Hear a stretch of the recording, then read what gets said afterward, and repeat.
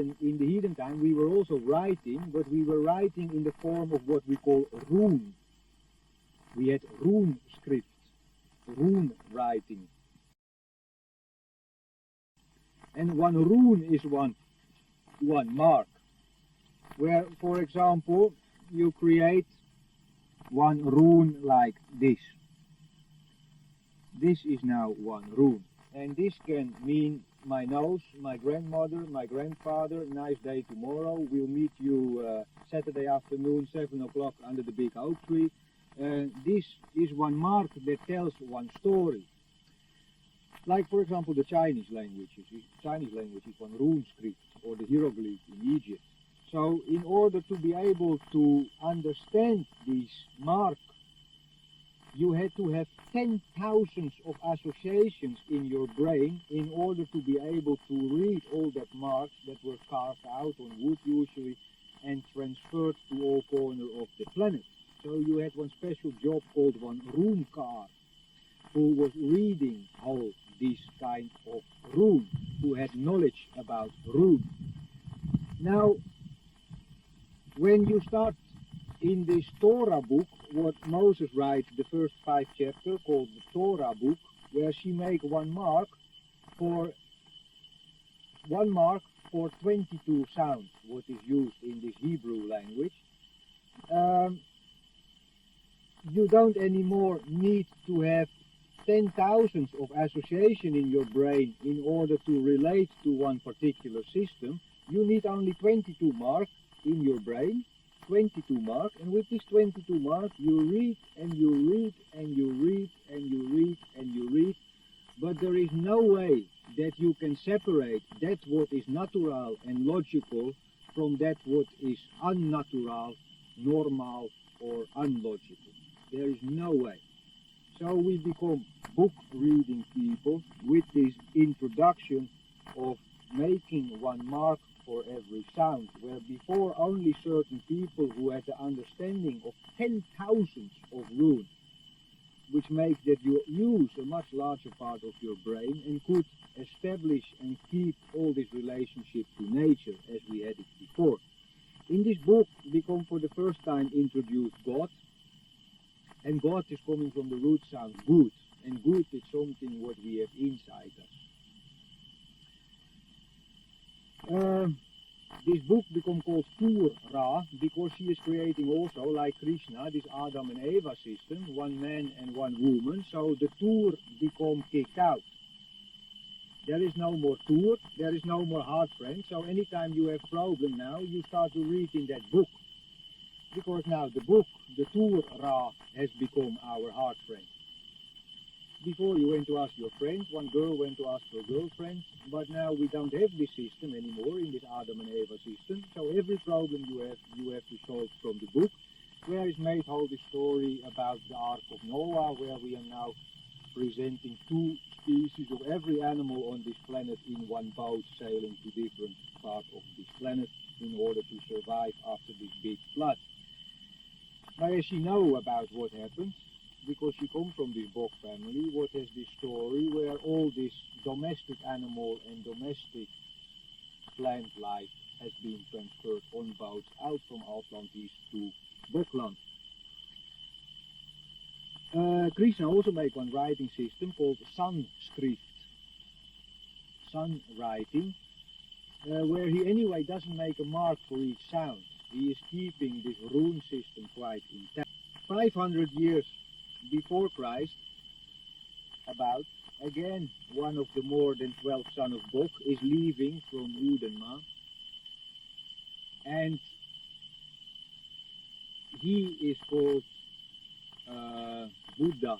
Now Buddha is coming from Hanudens man, Hanuman, who comes from Asarna's boot, Buddha. Asarna's boot means messenger. So Buddha means a messenger from us. And this Gautama Buddha, he is coming, and in the story they say that he is from one king family. In this Buddhist scripture, he is blonde with he has blonde hair, he has fair hair, he has golden hair in the Buddhist scripture and blue eye. and he is born in Lumbini. Now, if he is born in Lumbini, there is no way he can have blonde hair. So he is coming from the north, and he is coming as a reformer because he sees that his whole system has gone bankrupt there in South Asia. We get this class system, enormous confusion under these people. So Buddha, he is, according to this story, one of the more than 12 sons of Bock who is going down there, and he tried to re-establish something related to the natural system, with which he succeeds during a certain period of time. But when his thing becomes taken over by King Ashok, who is building one enormous Mauryan empire, which is based on this Buddhist philosophy. But the minute King Ashok died, this empire is falling into pieces.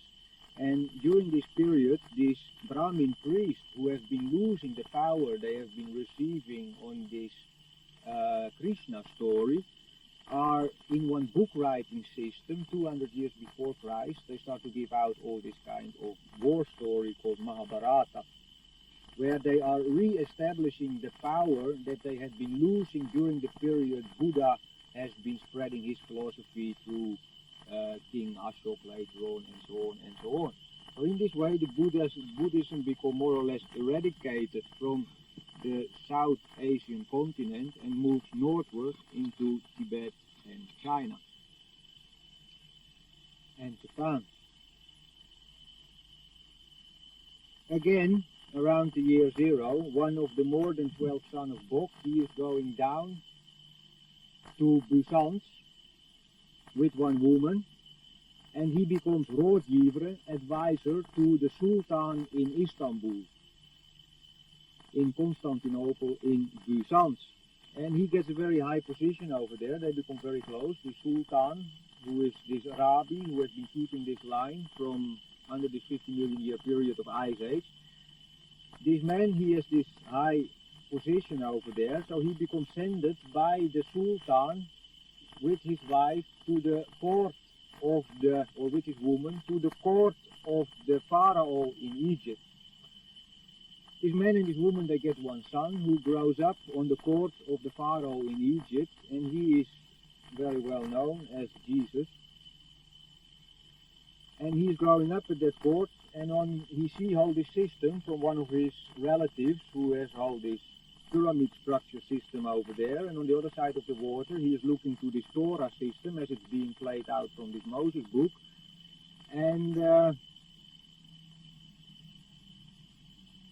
via caravan he gets all kinds of news about Krishna and Buddha in Asia, so he becomes very interested in that, and he splits from Egypt straight to Asia. He never been in Israel before. He's going to Asia, and he is finding out all he can find out there about Krishna and Buddha, and one day he is coming back with this Buddha feeling that he wants to be also some kind of reformer in this whole system of Moses that is doing the same bankruptcy thing in around the Mediterranean. They are having much problem with these people, this Rabbi and Sienere. The Sienere are leaving from that situation. The Sienere, these deep sea people, they go away. They go back to Oud and Ma. So they take the way north through Europe and go up to Oud and Ma. But these Arabi-related people, they stay in this area of Israel. So according to this story, the deep sea or the gypsy people and the Jewish people, they are the same people. They are both the children of Narkasur.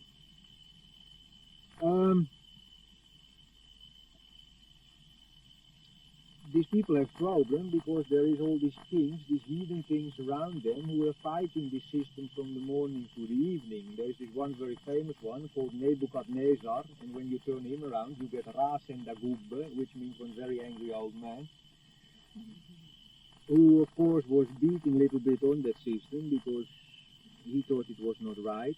Now anyway, they extradited themselves from that position and established themselves as it was, and in that situation, as they had been establishing themselves, there arrived one guy called Jesus, or he was actually called, he called himself in the more Arabic languages Isa ben Hakubu, and when you turn Hakubu around, you find Oudens Bock Asana's home. So he probably had something to do with up there. And when he is coming there, he called himself Jesus Christus, where he is now doing the same Christ thing as Krishna has been doing in Asia. Now, when Krishna comes there, and all this Rabbi and Sienra have to leave because they have no more job in the new Krishna Radha system, and when he is coming there and presenting himself also as one Christ, based again on this Christina story, of course these Rabbi people get very angry on him and put him on one shame pole. He is trying to bring back the heart. Yeah, he has many sermons about the heart. He wants to bring back the heart under the people.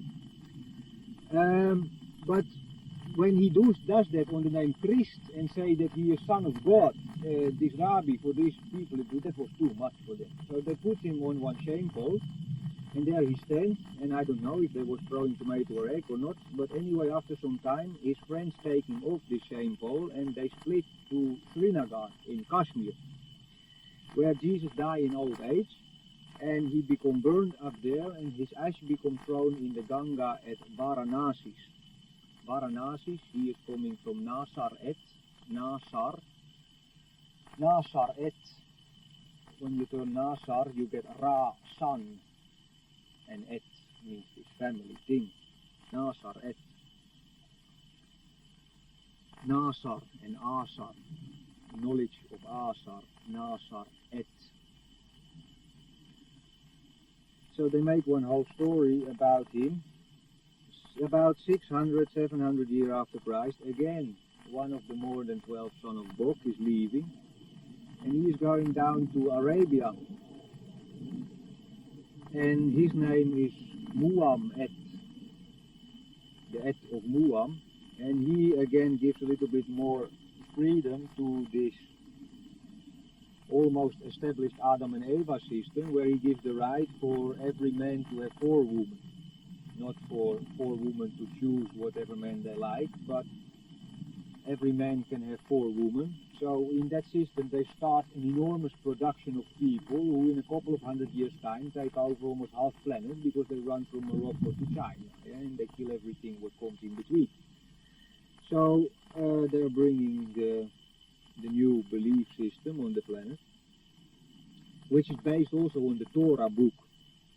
So now, from this Torah book, after Christ, we are getting, after the year 0, we are getting 3 religions, all based on the same book, the Jewish religion, and the Christian religion, and the Muslim religion. Some 100 years after, when from this Jewish people is coming one offshoot called Christianity.